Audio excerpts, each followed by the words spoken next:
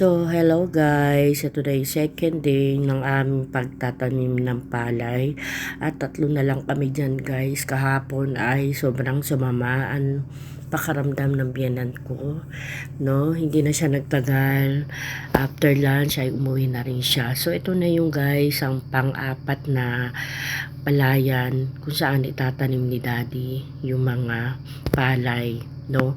So nakita nyo na oo, madali tingnan yung pagtatanim kasi may ginagamit na sasakyan. Pero alam nyo guys, yung mga ginagawa namin na pinakita ko yung paghahako, tapos yung aalisan ng ugat, tasagan ng yung ganun yung mga ginagawa at paano nyo binababa sa may baba ng upa at inaabot kay daddy hapon yung mga sobrang nakakapagod guys, sobra talaga. Iba talaga yung naramdaman na pagod, pero masaya, worth it naman dahil yung pagtatanim na ito ay 1 taon naming pakikinabangan ng pamilya. Kami bumibili ng bigas at talagang akip na siya pag once na naka-harvest na kami by October. So 3 lang kami dyan at okay naman. At ito na yung pang-5 guys, no, ayan.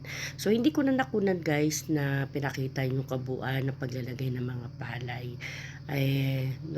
Normal naman na nakikita nyo kung paano pagtatanim. So ayan, ay dahil pael siya, medyo may pagkamahirap lang sa pagtatanim, no? Paano yung diskarte para mataniman siya ng maayos. After lahat ng yan guys, kailangan patubigan na siya at alagaan araw-araw.